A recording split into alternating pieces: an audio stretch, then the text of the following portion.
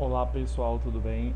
Bem-vindo ao Abrão do canal Abrão Júnior, se eu não me engano, tá assim no YouTube. Vim aqui hoje para comentar sobre o último top da local de Palmas Tocantins de Yu-Gi-Oh! Basicamente. Vou apresentar o perfil do Instagram, fiquem à vontade para pesquisar, né? Eu vou deixar na descrição aí também, o arroba. Mas basicamente a gente joga lá na Vitória Geek, uma vez por mês tem um campeonato, todo final de semana, nos sábados à tarde tem uns players lá jogando, normalmente. Mas hoje eu vim aqui só para comentar esse mensal específico de fevereiro, que tivemos o Manádio no top, seguido do Fire King e de um Exorcista na terceira posição, e uma mistura muito engraçada de Haneke com Salamangreat. Foi basicamente isso. A primeira decklist é a do Holmes, né? Ele tava de Manádio. E esse deck, eu cheguei a enfrentar ele, se não me engano, foi na segunda rodada, ou foi na segunda rodada. Eu não lembro mais quem eu enfrentei na primeira, já tem um tempo. Mas o que eu achei mais complicado de lidar é porque eu não tinha jogado contra o Manadium ainda, não tinha visto nem gameplay. E aí ele começou jogando com algumas coisas de Scary Cloud, eu fui pensando uma coisa, pensando em dar out em alguma coisa, e quando eu vi ele já tava lá com a Barone e tudo que ele precisava na mesa para ganhar facilmente jogo um, né? Inclusive, foi jogo um. Aí no jogo 2 eu comecei e daí passei sem boas interações também, se eu não me engano foi uma draw. E quando voltou pra ele, ele ainda me deu uma gota na volta, não teve como. Se eu não me engano, eu perdi foi de 2-0 pra ele. Aí, bom, eu acho que como side pra esse deck, tem aquela carta do Scarecrow que é a Twin Saw, que ela tributa um Scarecrow em qualquer lugar do campo e destrói duas cartas no campo. Ou seja, se ele descer o Rash Heart ou o Cabeçudinho, você pode usar isso, é uma opção. Mas aí eu recomendo só se você estiver jogando com alguma coisa da Lore pra você também ter essa opcionalidade em segundo ali, ou em de primeiro, né, no caso. No jogo 3 se você não quiser usar ela de main. Outras opções aqui de side é o próprio draw que ele usou de main. Por quê? Porque esse deck ele tem que comprar, necessariamente para jogar ele tem que comprar, né? Então é uma ideia de counter aí que eu enxergo dessa forma. Aí vamos comentar também o deck do Arthur. Se eu não me engano, o deck do Arthur eu peguei na quarta rodada, já no final. Eu tava jogando Scarefall, né? Eu esqueci de falar isso, eu acho, no começo. Mas tudo bem. O combo dele é muito simples. Normalmente ele vai tentar é, descer esse Arvata aqui. E se tiver a Branda de Field na mão, em seguida fazer o nosso querido Dragon. Vai tentar passar com duas negates, inclusive essa do dragão é muito forte, e aí você fica meio complicado de jogar, você vai jogar meio atravessado. Pelo que eu ouvi falar dos outros players, ele também tentava pegar essa questão aqui do Ponyx, jogar mais com a engine de Fire King mesmo, e no final da Branded Fusion. E aí fica aquelas opções, né? Se ele descer o Arvata, só tem como tu parar essa Branded com a Impermanence, se ele for primeiro, né? E se ele for o segundo, você tiver ido primeiro, vai ser meio complicado lidar com a Arvata de primeiro, porque pra pegar a Branded você vai ter que ter pelo menos duas negates aí. Ou um mini negate, porque é meio complicado. É atravessado, é uma play estranha. É, e aí normalmente vai nisso, né? Ele vai usar essa estrutura do Fire King pra fazer você gastar meio que as End Traps ali. E no final dá a Branded Fusion para passar com esse Dragon, que é normalmente uma play muito forte. O Dragon é uma carta que sozinha coloca uma pressão muito forte no campo. E aí, dependendo situacionalmente, ele pode fazer esse Mirror Jade aqui. Pelo menos é assim que eu enxergo, né? Para counterar esse deck, eu particularmente eu acho que Shifter, né? Parece, ao meu ver, eu não joguei muito contra. Joguei só essa vez mesmo no campeonato. Eu não sei se é um deck que morre de fato com a Shifter, mas eu acho que dá um trabalho pra ele jogar na volta.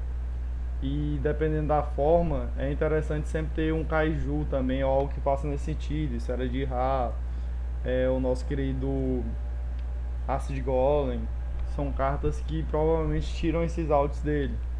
Que assim, claro, jogo 2 ali pra frente, né? Jogo 2, jogo 3, dependendo do jeito que você for iniciar. Vamos pro nosso queridíssimo Exorcister, que estava sendo pilotado pelo William. O William é um player bem empenhado, vamos dizer assim. Ele é um cara que joga bem com os decks que ele tem. E eu nessa partida, se eu não me engano, foi a terceira partida que eu joguei no campeonato, se eu me lembro bem. Foram 4 rodadas, né? Eu esqueci de falar também. Mas foram 4 rodadas, na terceira eu enfrentei ele. Acabei ganhando de 2-1, porque não porque eu sabia muito bem como eu estava enfrentando ali, mas é porque eu percebi que era um deck que ele dependia muito da normal summon. E aí eu tentei não deixar ele fazer o Exceed nos jogos que passaram do Game 1, né? Game 1 ele ainda fez a board dele ali, mas na medida, eu não lembro mais a ordem, qual dos jogos que foi que eu ganhei, se foi o primeiro ou se foi o segundo.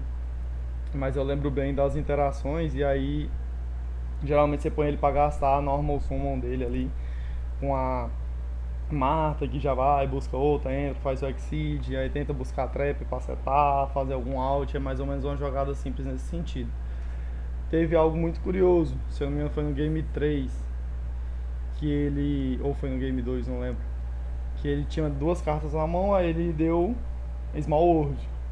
Normalmente, quando a pessoa tem 2 cartas assim, a Small World vai gastar dele na mão, vai buscar outra, né? E as pessoas tentam, às vezes esquecem que a contagem de carta vai diminuir e tu vai precisar dar out só em uma carta depois daquilo. Então é interessante ficar atento a essa mecânica, né? Que a Small World ela é uma -1 que te traz exatamente o alvo que você precisa, mas ela é uma -1. Vai gerar uma desvantagem aí no estado de jogo, dependendo da forma que vier. Geralmente o cara pode dar também como bait pro cara gastar ali a Ashe, ele não vai descartar porque ela só descarta só bane tudo na resolução, né? Então eu acho interessante, dependendo da quantidade de cartas do cara, deixar passar pra tu dar a Ashe ou Veil ou o que for lá na carta que ele foi buscar. Eu não comentei o side decks do pessoal, né? Mas ainda vamos falar sobre o Runic Salamangreat. Eu não enfrentei esse deck. Eu não sei como que ele funcionou, mas aqui a gente pode dar uma olhada. Ele tinha 2 síncros aqui. Eu acho que a tentativa dele era setar uma mesa pra quebrar mesmo o cara ali, não deixar abafar o estado de jogo da pessoa, ao ponto dela não jogar mais, né? Não conseguir, ou ficar com 1 ou 2 cartas na mão, ele com 2 interações no campo, você não faz nada. Você perde. Mesmo que ele passe um turno sem ativar as spells, você perde nesse caso, né? E aí eu acho que essa era a proposta dele. Esse Nibiru aqui é a característica do jogador. O Felipe normalmente usa muito esse Nibiru aqui. Ele gosta de colocar nas decklists dele, né? Você pode perceber que nas outras, se eu não tiver enganado, ninguém usou de main o Nibiru. E assim, é porque o Nibiru ele é muito situacional, né? Numa local o pessoal pode usar e aí fica todo mundo vacinado, todo mundo joga até a quarta summon negate pra tentar contornar. Ou então vira aquela coisa do tipo, vou fingir que não existe e vou passar por cima. E aí você sempre vai ter que lidar com essa situação. Eu normalmente prefiro fingir que o Nibiru não existe, porque são poucos os players que efetivamente colocam de main. Normalmente a pessoa coloca de go em second. É um caso excepcional, na minha opinião, mas é um caso que dá certo. Dependendo do deck que você tá jogando ali, dá um susto no cara. Eu não gosto de usar de main, não. Vou ser sincero com vocês, não gosto de usar o Nibiru, pelo menos nesse formato da local atualmente, não acho legal usar de main, não. Aí vamos dar uma olhada rápida no side decks. Aqui no Manádio, né, a gente viu aqui, ó, tem uma coisa interessante que esse Cowboy, esse HH Cowboy, ele... no vídeo não tá aparecendo, né? Tá, bora fazer assim. Esse HH Cowboy aqui é pra ele ganhar no Game 3, né? É uma medida importante. Eu, inclusive, já tenho campeonato que eu subi de ranking fiquei ali entre segundo e terceiro por causa de um HH Cowboy. Uma carta que eu acho sensacional o Game 3, ainda mais quando você começa ele sem tempo. É o que dá pra fazer. É uma carta que dá burn. Bom, Esse side deck aqui eu não vi pelo menos o Arthur utilizando, mas tem essa menininha aqui, né? Que ela, se eu me lembro bem, ela tem essa característica de manipular ponto de vida, né? A teu favor. Eu não lembro se ela dá burn ou se ela faz é dar vida pra você, uma coisa assim. Mas é nesse.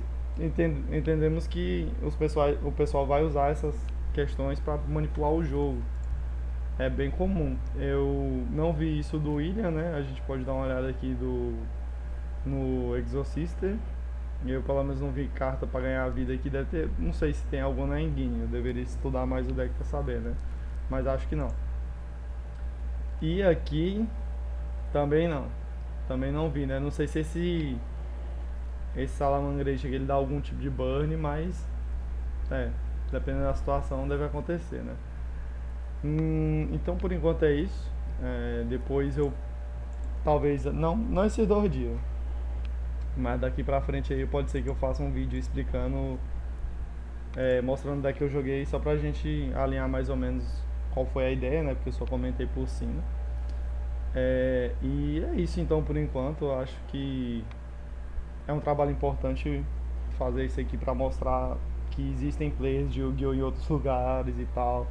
E que a gente também comenta e tem um meta próprio e que acontecem coisas diferentes. Porque a gente tá no ano do fogo, né?